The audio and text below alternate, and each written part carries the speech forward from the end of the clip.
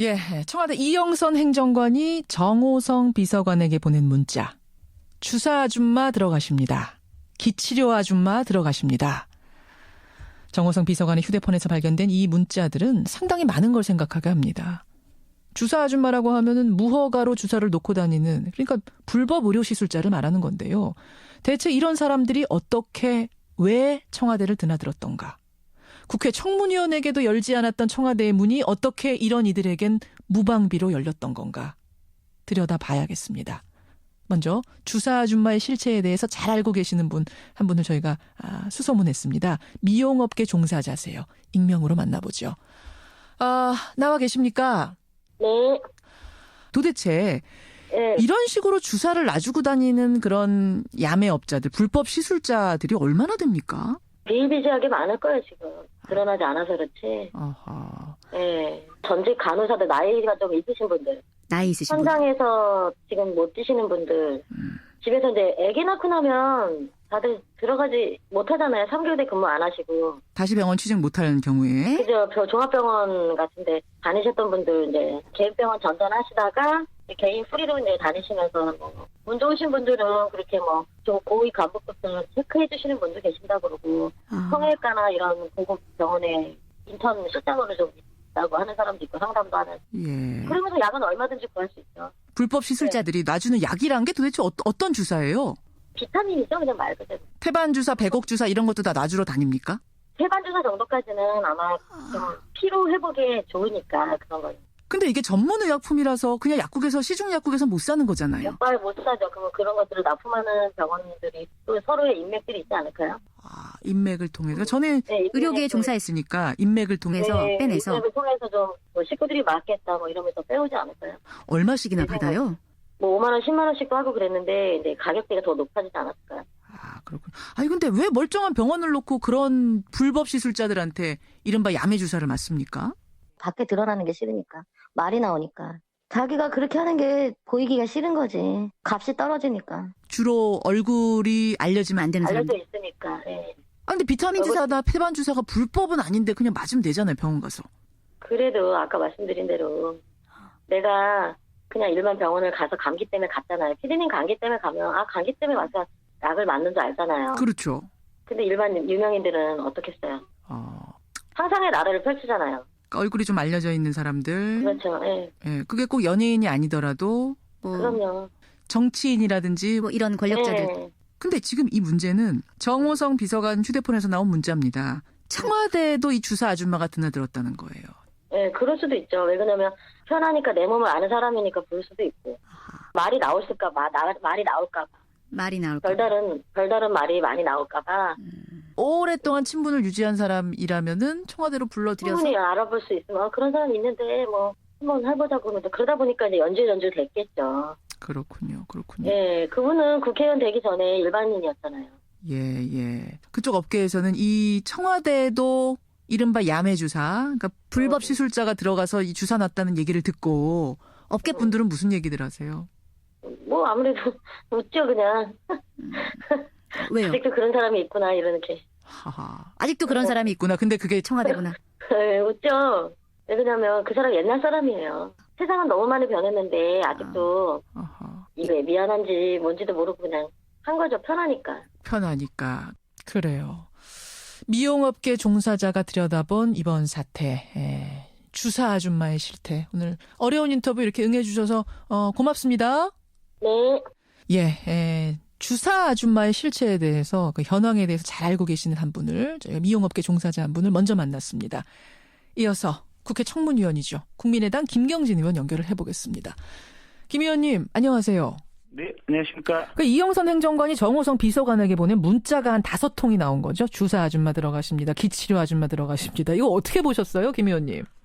이게 결국은 이번 사태 전반을 거쳐서 나타난 게 대통령이 자기가 대통령이다. 그러니까 공인 중에 최고 공인이다. 이런 인식이 전혀 없는 거예요. 전혀 없는 거예요. 예, 대통령이 됐으면 공조직을 통해서 모든 것을 해결해야 되고 예. 또 대통령 본인의 신체는 자기 개인의 신체가 아니거든요. 그렇죠. 그럼요. 국가 전체의 신체인데 그런 점에 대한 인식이 전혀 없다 보니까 결국은 이 군 최고 통수권자라는 사람이 야매 의료인에게 자기 몸을 맡긴다.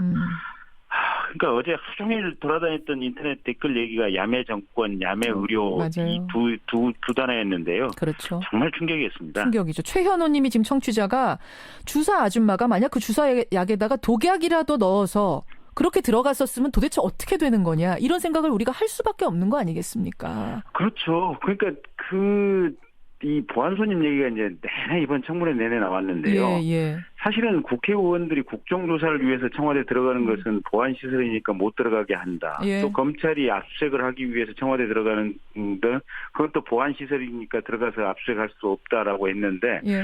정작 자기네들은 한밤중에 아무나 불러들여서 아무나. 그냥 아무 짓이나 한 거예요 보면. 그렇죠. 아니 근데 김 의원님. 네. 청와대 안에 의료진도 있고 외부에 자문의들도 잔뜩 있는데 굳이 왜 불법 시술 이른바 야매 아줌마를 주사 아줌마를 청와대 안으로 왜 불러들인 겁니까?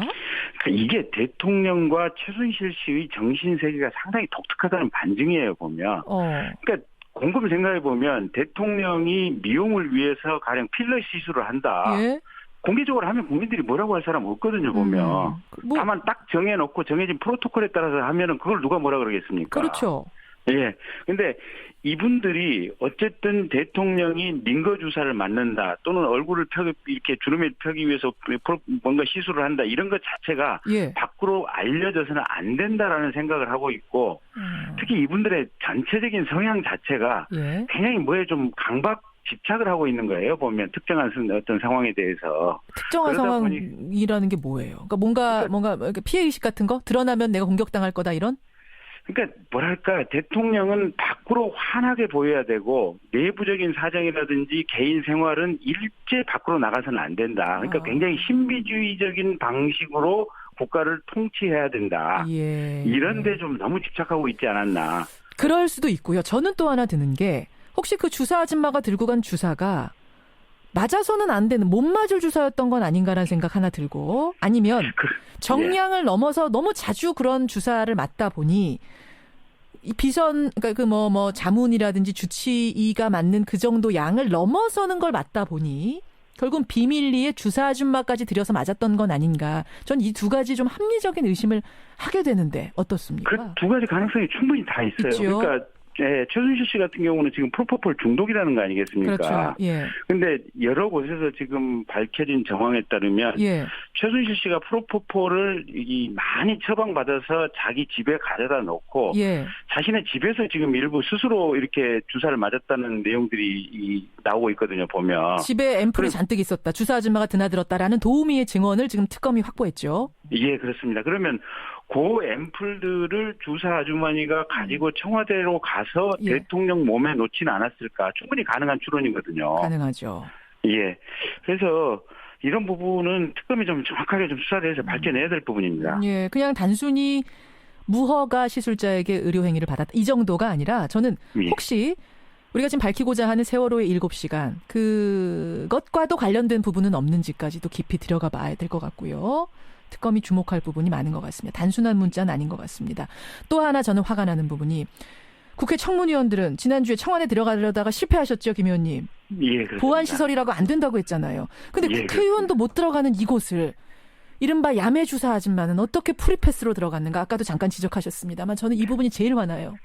그러니까 이영선 씨가 밖에 나가서 그냥 차에 태워서 무시로 데리고 들어갔다는 거 아니겠습니까? 그렇죠. 예. 예, 그렇게 해서 들어간 사람이 천은택 씨 같은 분들, 또 김영재 의사, 또 지금 이름을 밝히지 않은 분들, 그다음에 최초에 정성주 씨, 정매주 씨 자매 같은 부분도 청와대에서 전혀 그 7시간 해명과 관련해서 얘기를 않고 있다가 네. 이게 나중에 이제 보도가 나오니까 그때서 지금 이 정식으로 뭐 계약을 한 계약직 직원이다 뭐 이런 식으로 설명을 하고 있지 않습니까? 그래요. 예. 그러니까 헌법재판소에서도 보면 7시간을 대통령 보고 이 시간 단위로 이렇게 적극적으로 좀 소명을 하라라고 얘기를 하는데 아직까지도 답변을 못 내놓고 있거든요. 그렇죠. 답을 못 내놓고 있다고 하는 것은 예. 방금 앵커께서 말씀하신 대로 그 시간 중에 특정한 시간대는 분명히 뭔가 밖으로 밝힐 수 없는 불법적인 행위가 있었다. 그러니까 그 중에 하나가 뭔가 이런 주사 아주머니가 간 주사라든지 아니면 뭐 성형수술이라든지 이런 부분이 있었다고 볼 수밖에 없습니다. 그렇죠. 그 부분도 특검이 주목해야 한다는 말씀. 김경진 의원님. 예. 그나저나 식사는 하셨어요? 네. 식사는 하고 지금 질문에 답변하시는 건지 모르겠습니다만. 이게 저도 이게 재밌는 게요. 예. 이게 이제 역사의 한 복판에서 청문회를 한다는 게 개인적으로 영광이기도 하지만 예. 대중들이 보면 주목을 하는 지점이 이제 제가 어떤 관심을 가지고 얘기하고자 하는 바하고 조금 다른 측면들이 있더라고요. 그래서 그런 부분은 저도 조금 좀 놀랍기도 하고 좀 당황스럽기도 하고 그렇습니다. 하고. 그 청문회 발언들 때문에 우병우 수석과의 그 질의하고 응답하는 그 장면 때문에 여기저기서 많이 화제가 되고 있는 건 아시죠? 예, 그렇습니다. 그렇게 될 줄 아셨어요? 아니요, 전혀 생각지도 못했습니다. 그러니까 저는 그때 그 마지막 이제 자정무렵에서 했던 질문이 예. 결국은 그 모든 것을 누설하고 수사기밀을 누설했던 사람은 민정수석 직책에 있던 당신밖에 없다. 예. 그거를 간접적이고 우회적인 질문의 형태로 국민들에게 알려주기 위한 어떤 방편으로 그렇게 했던 거거든요. 아하, 그렇죠. 근데 이제 국민들은 우병우 씨가 워낙 뻔뻔한데 제가 이제 뭐랄까 강한 기싸움을 하면서 우병우 씨에게 한 방 먹였다라고 이제 이렇게 판단을 해서 그나마 좀 통쾌했다라고 생각을 하시는 것 같습니다. 맞아요. 그런 것 같습니다. 검사 대 검사가 붙는 느낌이었거든요. 네. 알겠습니다. 여기까지 김경진 의원님 앞으로도 활약해 주시고요. 오늘 고맙습니다.